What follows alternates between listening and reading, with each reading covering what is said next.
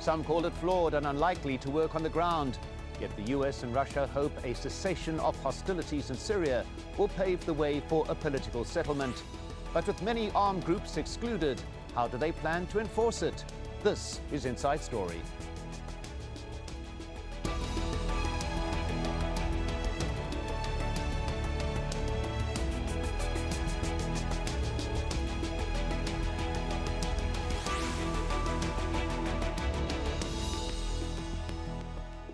Hello and welcome to the program. I'm Mike Hanna. After years of fighting and months of diplomatic wrangling, the US and Russia have agreed to a so-called cessation of hostilities in Syria. It's supposed to start first thing on Saturday and requires both countries to persuade their allies on the ground to stop fighting. But there are major problems. The agreement excludes ISIL and the al-Nusra front and allows airstrikes to continue against both those groups. And Syrian rebels say the exclusion of al-Nusra gives Russia a pretext to continue to attack areas where all the rebel groups are tightly packed. But despite the issues, Russia's President Vladimir Putin says the deal offers a real chance of ending the bloodshed in Syria. Russia will work with Damascus, the legitimate government of Syria. We expect the United States will do the same with its allies and groups supported by them. I'm sure these common activities agreed with the American side will be able to turn around the crisis situation in Syria. This is a real chance to stop the long-standing bloodshed and violence.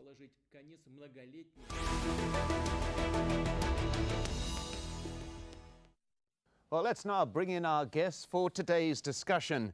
Joining me here in the studio is Jean-Marc Rickli, Associate Fellow at the Geneva Center for Security Policy. In Moscow, Mark Sleboda, International Relations and Security Analyst. And in London, Justin Bronk, Research Analyst in the Military Sciences team at the Royal United Services Institute. Welcome to you all. Let's begin with Justin Bronk in London. Why do you think this agreement would work when the one that was reached in Munich a short time ago never really caught any traction? I think this agreement has a chance to work politically because in this case the conflict is now much more driven by external actors even than it was during the previous talks. If Russia, and particularly through its influence on Assad, the Syrian Air Force as well, do stop their bombing campaigns, particularly around besieged areas in Aleppo and various other places, I think there's a better chance now of the opposition agreeing in those areas to a ceasefire, at least for a while. Of course, the problem there is that the Russian and Syrian definition of, that is regime definition of Jabhat al-Nusra and ISIL also encompass a lot of the groups which the West, and particularly those groups themselves, would see as not jihadist and as much more as legitimate opposition. So I think whether the bombing campaign stops, which has been one of the key conditions for the ceasefire to have a chance from opposition groups, will be a key test for this. Well, Mark Sleboda, your view, do you think there is a chance that the agreement will be met and the bombing campaign will stop, which, as we're hearing being pointed out here, is a key issue if this truce is going to stick? No, I don't believe that there's any chance. I think this is just another dud. I think this is both sides, as it were, or the many sides, going through the motions. I believe that this can only be solved on the battlefield. There has to be a much more significant leverage on the battlefield before there can be any political settlement. Neither of the sides, the combatants, really want to stop or will accept negotiations at this point. I think particularly Obama is claiming that he can rein in, Erdogan, this, half-cocked would-be neo-Ottoman sultan, who is at the moment shelling U.S. allies. On top of that, the Kurds. On top of that, we have U.S. proxy forces, the Kurds, and the al-Qaeda allied Free Syrian Army shooting at each other. The U.S. is effectively at a proxy war itself, and then claiming to speak on behalf of the two largest combatants on the field supported by the Gulf dictatorships, that is al-Qaeda and Ahrar al-Sham, these jihadi forces, I don't think Obama has any ability to rein these in any more than the Saudi or Qatari dictatorships do. Well, Jean-Marc, Rickli, that's a pretty bleak prognosis we heard there. Well, indeed, I think there is probably a middle ground here.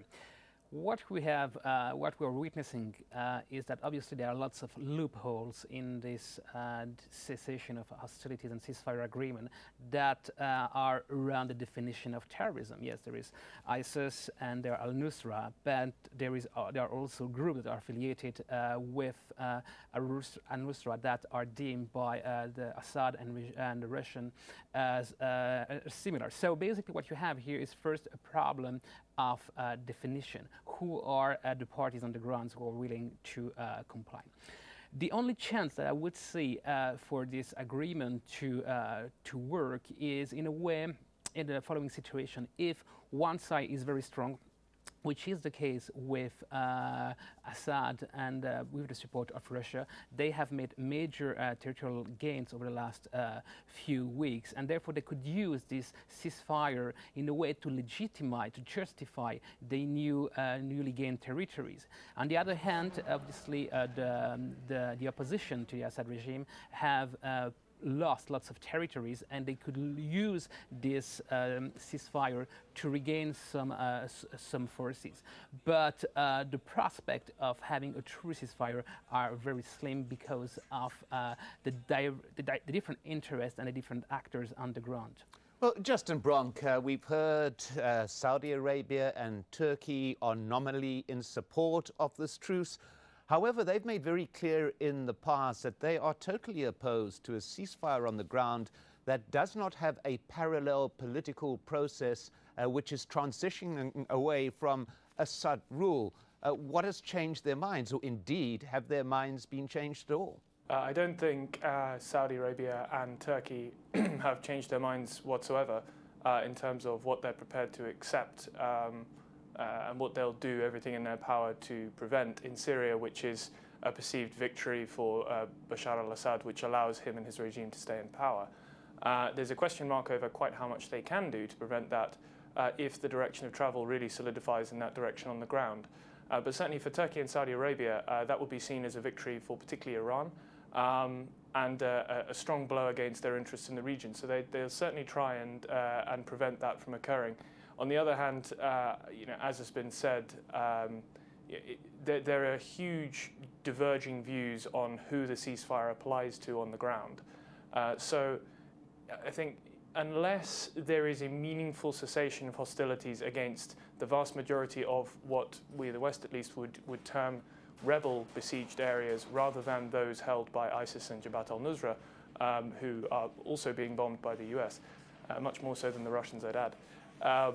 Unless that bombing and those sieges meaningfully cease, and opposition groups have today indicated that they will abide by the ceasefire if that does occur, then I think, as has been suggested, there are very, very slim prospects for an actual ceasefire here.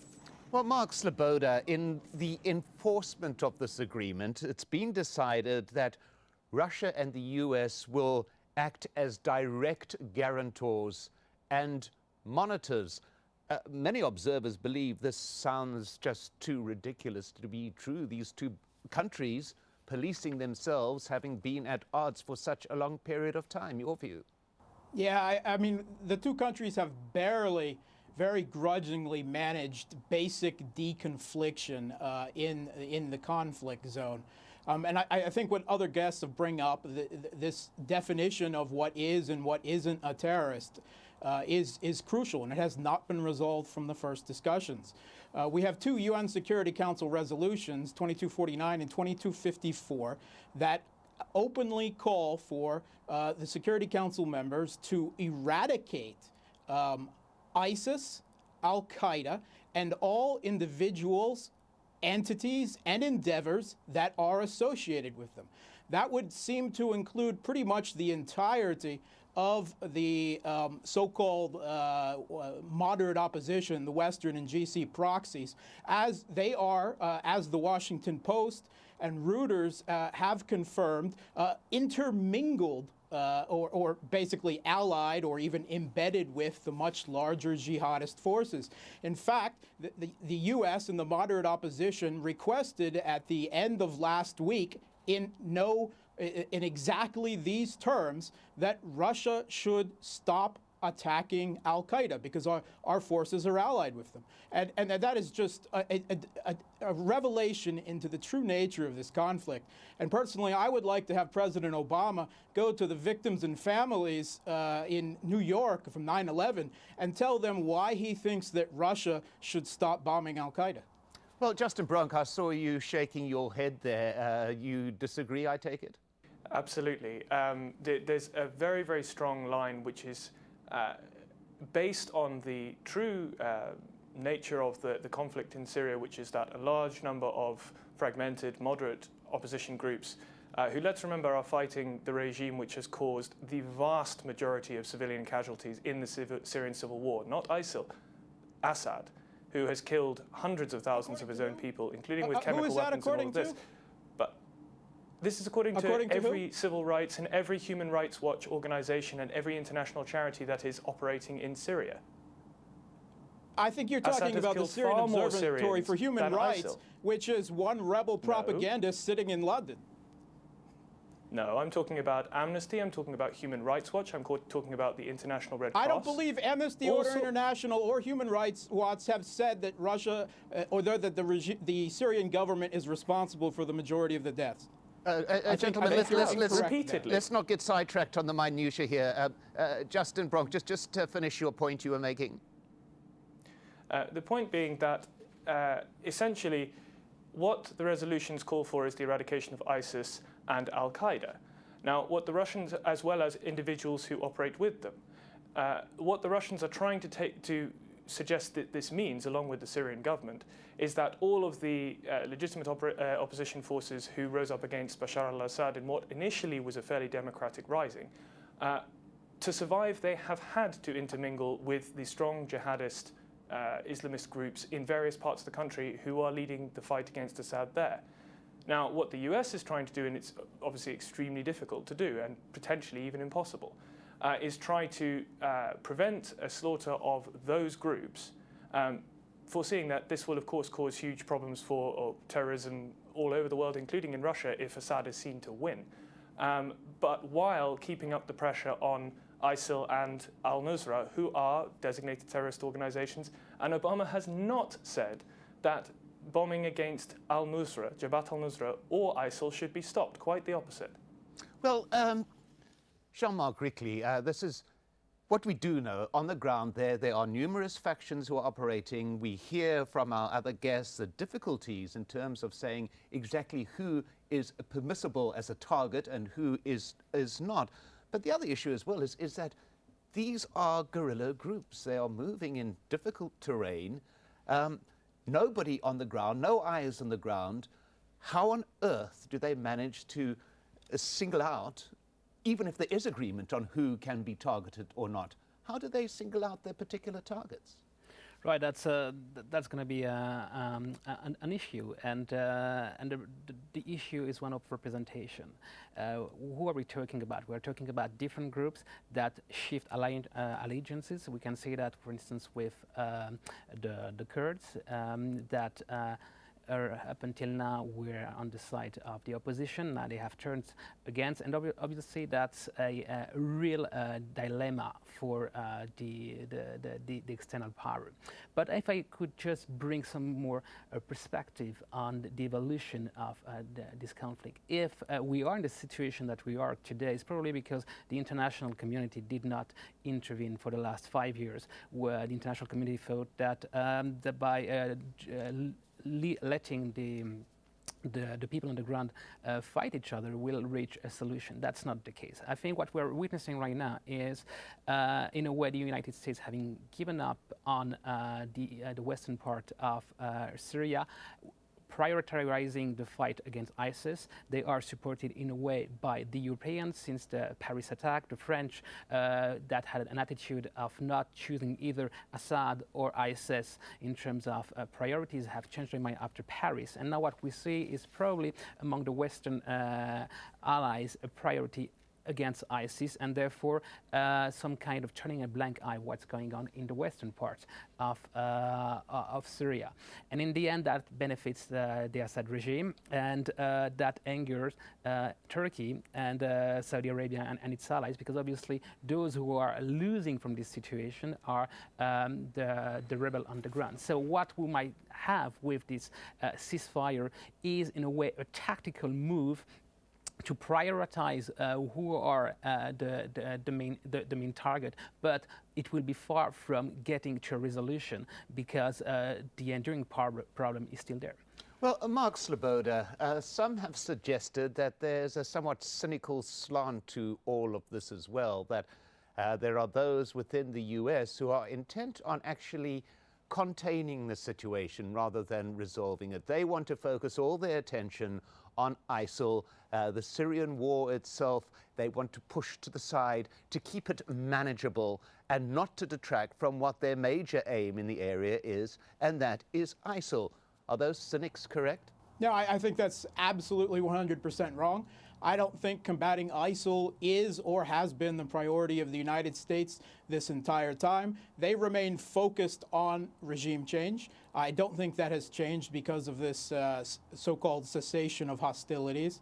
I believe that will continue. Of course, Obama would attempt to, quote, do this leading from behind. He has funded, armed, trained, and paid the salaries of proxies illegally for the last 5 years to try to overthrow the Syrian government. And I don't believe that with all of the political, economic capital that the U.S., the Saudi dictatorship, the Turkey have invested in this, that they're just going to walk away at this point. Well, Justin Bronk, you seem destined to be at odds with Mark Sleboda. I see once again you disagreed with some of those points.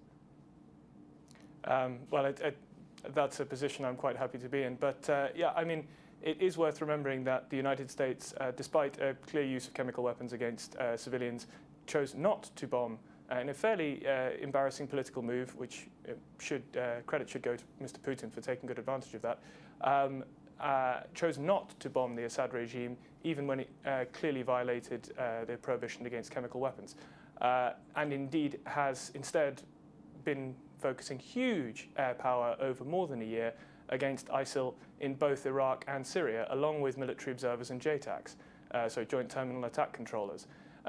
It is also worth remembering that they have killed thousands upon thousands of ISIL fighters, destroyed thousands of positions, supported large-scale offensives with varying degrees of success by both the Kurds and the Iraqi security forces against ISIL, and seen large-scale reclamation of territory in both Iraq and, in a limited sense, in Syria, while taking no concrete steps against the regime at all, despite air superiority over Syria. So I think the notion that the US, although it finds Assad deeply distasteful, I would actually criticize the Obama administration, if anything, for the extent to which it's content in many ways to now view Assad as the lesser of two evils, that the opposition side is now too fragmented, it's too mixed up with the extreme jihadists, and therefore, you know, as you say, containing the Syrian conflict and trying to ensure that ISIL doesn't emerge as the major winner, and otherwise working for a ceasefire, messy though that may be, remains their objective. For Russia to suggest that the US is not prioritizing ISIL and indeed is funding proxies, they are arming the Kurds. On the other hand, it's worth remembering that most Russian sorties are striking moderate rebel-held areas in support of an Assad ground offensive. And if you want to look at what very large-scale arming, funding, directing of proxies looks like in a foreign country, they should probably look at Ukraine. Well, Jean-Marc Rickli, staying with this particular subject, I mean, there we heard the phrase, the US sees Assad as the lesser of two evils.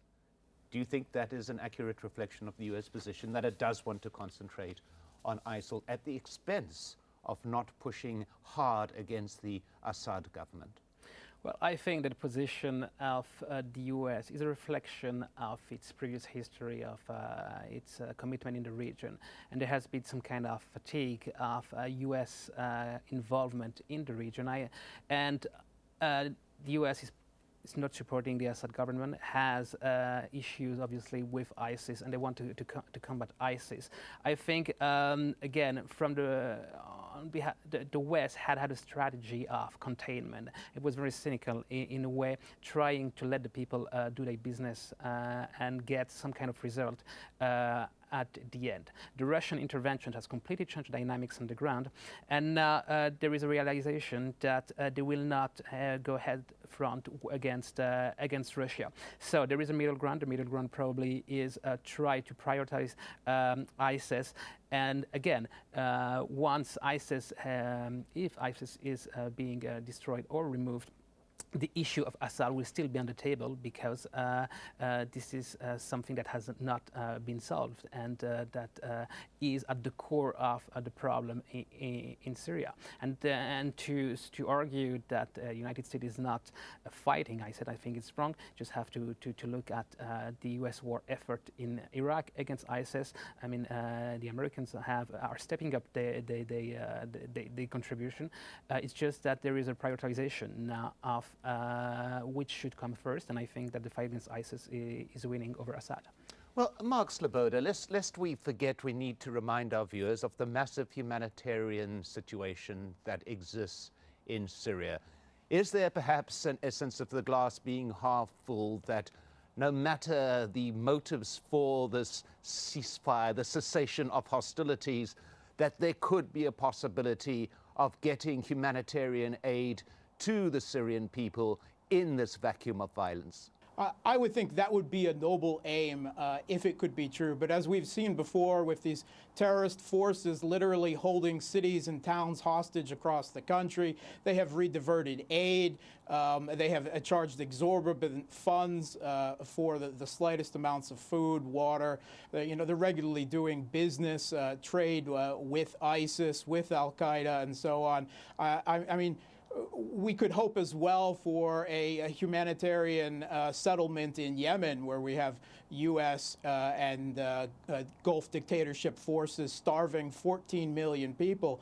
I think to try to focus on a humanitarian crisis at this point, when foreign interference, and this regime change attempts have resulted in the death of 300,000 people, only will draw this out. I think that there needs to be a solution on the ground that will lead to a political solution where the West comes to grips with the terms, and I think that's what negotiations are from the Russian perspective. A 7-step group therapy to help the West come to grips with the fact that they have been illegally funding jihadism in Syria for the last 5 years, and to give them an exit ramp to walk away from it. Justin Bronk, at best, is this just simply a quick fix? Is there going to be humanitarian relief, do you believe? There will be humanitarian relief where possible, which is very welcome, particularly much-needed medical supplies for besieged cities, which, I mean, I've never seen a city yet which is entirely run and occupied by terrorists, even if there are, by a strict definition, terrorists there. So it'd be excellent to see aid get through where possible. I don't think this is going to provide a quick fix to the war. In terms of the solution on the ground, advocated particularly by those who support the regime in the Russian position, I mean, at what cost would be my question. Cluster bombing Aleppo last week on Monday, as well as hitting 4 hospitals and 2 schools with unguided weapons, again, I would suggest is an approach costly enough in civilian lives to be worth trying to avoid. Perhaps a firm guiding hand is not the most humanitarian way of doing things.